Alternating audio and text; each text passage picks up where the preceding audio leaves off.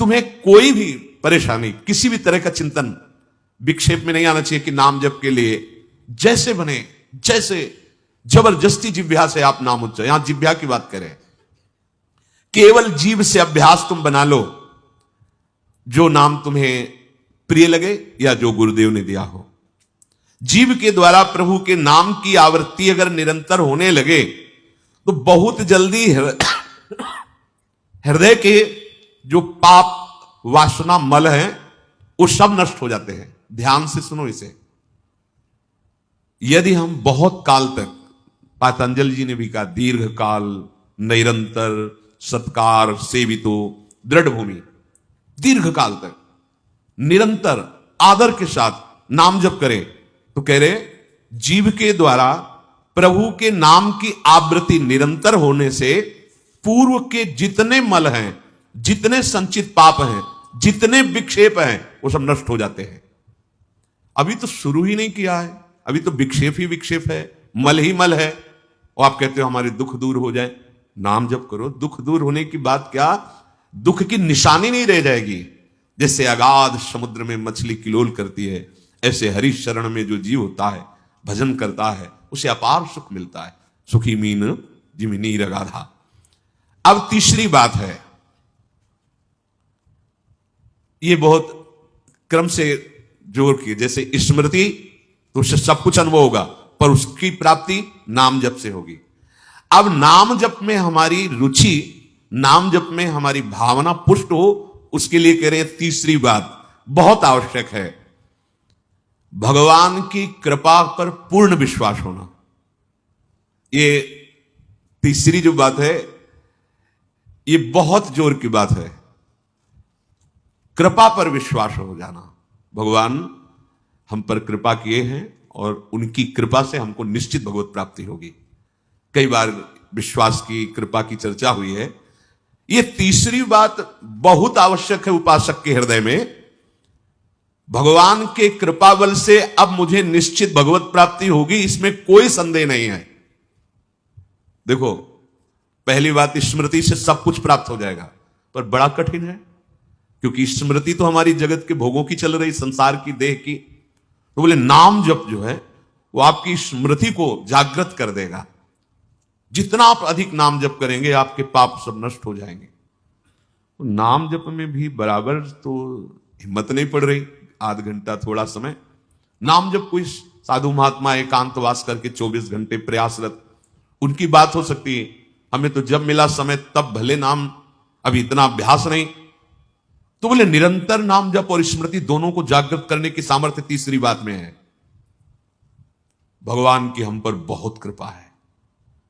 भागवत में भी एक जगह कहा है कि जो भगवान की कृपा का अनुभव करते हुए प्रारब्ध के अनुसार दुख सुख आता है, उसे भोग लेता है, शिकायत नहीं करता, उसमें विचलित नहीं होता है, और हर समय भगवान की कृपा का, हमारे ऊपर बहुत कृपा है, तत्ते अनुकंपा, ये श्लोक ऐसा है।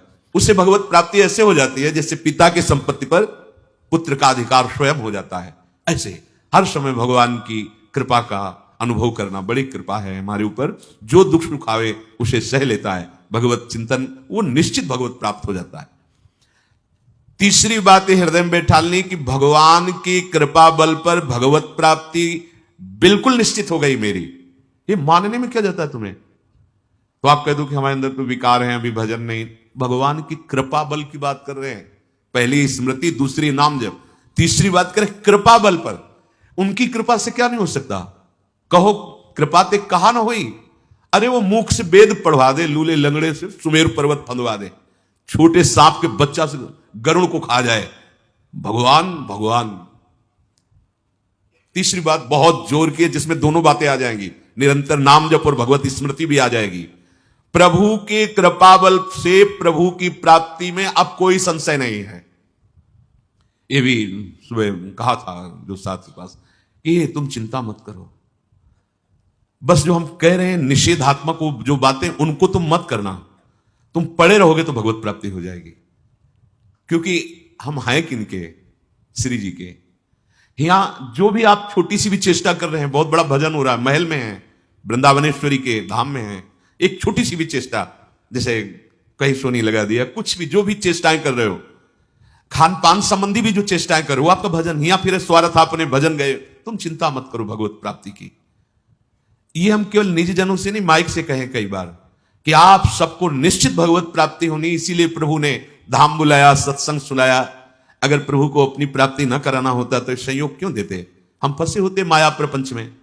तो तीसरी बात कि अब हमें कोई संशय नहीं, मेरे को भगवत प्राप्ति निश्चित होगी, क्योंकि मुझे भरोसा है श्री जी का, मुझे भरोसा है वृंदावन का, मुझे भरोसा है आचार्य और गुरु का। अब ये बातें हमें डर पाओ मत। हाँ, हमारी कमजोरी है, हम अभ्यास कर रहे हैं भजन का, पर अब मुझे ये नर्क स्वर्ग अपवर्ग आसने ये आ गया भरोसे से, ये कृपा का भरोसा हुआ तो बात आ गई। मानो भगवान की प्राप्ति बस मेरे को हो ही गई, ऐसे रोज सोचना है। हे महापुरुषों के वचन है। तीसरी बात बहुत जोर की है, नाम जप और भगवत स्मृति इसी में आ जाएगी, क्योंकि भगवान की कृपा से सब कुछ हो जाता है। मुझे इस जन्म में भगवत प्राप्ति पक्का होगी, भगवान की कृपा बल से, प्रियाजू की कृपा से। अब मुझे ऐसी भावना करनी कि बहुत जल्दी भगवत प्राप्ति मेरे में अब अनुभव हो रहा है कि प्रियालाल की कृपा बढ़ रही, विकार क्षीण हो रहे हैं, भाव बढ़ता जा रहा है, मुझे बहुत जल्दी भगवत प्राप्ति, ये सोचना है। जब हम गंगा किनारे भ्रमण कर रहे थे तो एक लाल जी योगी नाम के महात्मा थे, तो रात्रि में, प्राय संत जन रात्रि में जगते हैं, तो उनसे मिलने गए, तो रेत में ऐसे कपड़े का वो तंबू उसी में थे। उन्होंने कहा देखो तुम्हें जो बनना है वो सोचो, जो सोचोगे वही बन जाओगे। तो छोटी सी डायरी रखते थे, एक पेन लिखा उसी समय, आज भी वो लिखी रखी, जो तुम्हें बनना है वो सोचो, वैसा सोचो, जैसा सोचोगे वैसा तुम बन जाओगे। सोचो, भगवान की हम पर बहुत कृपा है, हमारे अंदर दैवी संपदा बढ़ रही है, विकार धीरे धीरे क्षीण हो रहे हैं, मतलब मुझे प्रभु मिलने वाले हैं, मुझे प्रभु मिलने वाले। आप देखो इसका प्रभाव देखो, प्रभु की कृपा से अवश्य अवश्य अवश्य मुझे भगवत प्राप्ति होगी। बस अब तो भगवत प्राप्ति होगी ही, क्योंकि प्रभु की कृपा है। ये शब्द पकड़ो, अंदर तुम्हारे अंदर अपने में कोई बल नहीं, अपने में कोई साधना नहीं, पर यहां कृपा की बात है, भगवत कृपा बल। अपनी असमर्थता, बहुत अमृत में वचन है, अपनी असमर्थता, अपनी अयोग्यता, अपना अनाधिकारपन, ये है क्या, मैं अधिकारी नहीं हूं भगवत प्राप्ति का, मैं योग्य नहीं हूं भगवत, मेरे में कोई सामर्थ्य नहीं, ये है। पर भगवान की कृपा से मुझे इतना विश्वास हो गया कि मुझे भगवत प्राप्ति होगी। अब क्या समस्या है, देखो बहुत आनंद की बात है, मुझे भगवत प्राप्ति होगी भगवान की कृपा से, श्री जी की कृपा से। यह शब्द इतना असीम प्रभावशाली है कि आप जो ही बात हृदय पे लाएंगे तो आपके सारे दोष, विकार, विघ्न, अड़चने, बाधाएं ये नष्ट होती चली जाएंगी। ये देखो महापुरुषों के अनुभव होते हैं।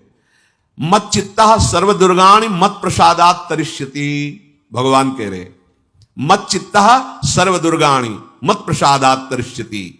सारे के सारे विघ्न, सारे के सारे दोष, सारे की सारी भगवत प्राप्ति में जो अड़चने हैं वो भगवान की कृपा प्रसाद से नष्ट हो जाएंगी और मुझे भगवत प्राप्ति होगी। मत चित्ता सर्व दुर्गाणि मत प्रसादात, साधन प्रसादात नहीं कह रहे, यहां समझो, मत प्रसादात तरिष्यति, तू तर जाएगा मेरे कृपा से। ये मेरे प्रभु की घोषणा है कि मेरे प्रसाद से, मेरे अनुग्रह से तुम्हारे सारे विघ्न नष्ट हो जाएंगे और तुम त्रिगुणात्मिका माया को लांघ करके मेरे को प्राप्त कर लोगे। बस मेरी कृपा पर विश्वास करो, मेरी कृपा पर मत चित्त बन जाओ, अपने चित्त को मेरे में अर्पित कर दिया। प्रभु की कृपा का भरोसा इतनी जल्दी दिव्य सद्गुण लाता है, यह पक्की बात है। जो दिव्यता आती है भागवतिक, वो भगवत कृपा से आती है, और ये कृपा तभी अनुभव में आती है, तो पर अनुभव में तभी आती है जब ये बात आ जाती है कि मैं असमर्थ हूं, मैं अयोग्य हूं, मैं अनाधिकारी हूं। पर भगवान की कृपा है, प्रभु की कृपा है हम पर, अब मुझे निश्चित भगवत प्राप्ति होगी। ये तीन बातें जीवन में आना बड़ा कठिन होता है। असमर्थ हूं, अयोग्य हूं, अनाधिकारी हूं। जब ये बात आ जाएगी ना तो तृणादपि सुनी चिन्ह अपने आप आ जाएंगे। अपने आप पूरा सूत्र भागवती को उतर जाएगा, क्योंकि मैं अनाधिकारी हूं, मैं योग्य नहीं हूं। पर भगवान कृपा का यह है कि उनके नाम, उनके रूप, उनके धाम, उनकी लीला की तरफ ये हृदय जा रहा है, वो अपनी तरफ घसीट रहे, पर मैं अनाधिकारी हूं। इससे क्या होगा? अहम खत्म हुआ, दैन्यता जागृत हुई, और भगवद आश्रय होने से हम जिसका आश्रय लेते हैं उसका प्रभाव होता है। जैसे अभी हम शरीर का आश्रय लिए हैं, तो देख लो हालत क्या की हुई है। ये शरीर, ये संसार विषम कहा गया है। देखो कैसी हृदय की जलन, अशांति, भोग, वासनाएं, ये सब किसके आश्रय से? शरीर आश्रय से।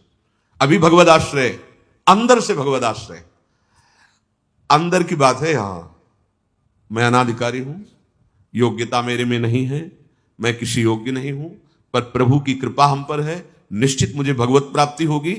कह रहे इसका इतना बड़ा प्रभाव है कि इसमें जो सामर्थ्य जागृत होती है, भागवतिक सद्गुण जागृत होती है, वो किसी साधना से नहीं, इससे बढ़कर कोई दूसरा उपाय नहीं है।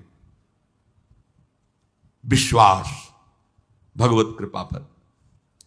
तुलसीदास जी भी महाराज कहते हैं कि वस्तुतः मेरे में कुछ नहीं है, पर है तुलसी प्रतीत एक प्रभु मूर्ति कृपामयी है।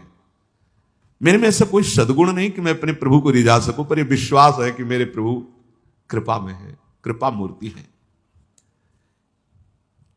अपने साधनों पर जो विश्वास करता है, अपनी जितेंद्रियता पर जो विश्वास करता है, वो गिर सकता है। लेकिन जिसको अपनी अयोग्यता का भान हो गया है और प्रभु का भरोसा हो गया है, उसे कोई नहीं गिरा पाएगा, पक्का। बच्चा बन जाओगे, अयोग्य हूं, पर आपका भरोसा, तो कोई प्रश्न नहीं आएगा जीवन में। अगर प्रश्न आता है तो आप वाणी से बच्चा कहते हो, लेकिन अंदर अहंकार है, वो अंतर्यामी सदगुरु जानता है। मोमन कबहु तुम्हें ही ना लागू, ज्यो छल छाण स्वभाव निरंतर रहत विषय अनुराग।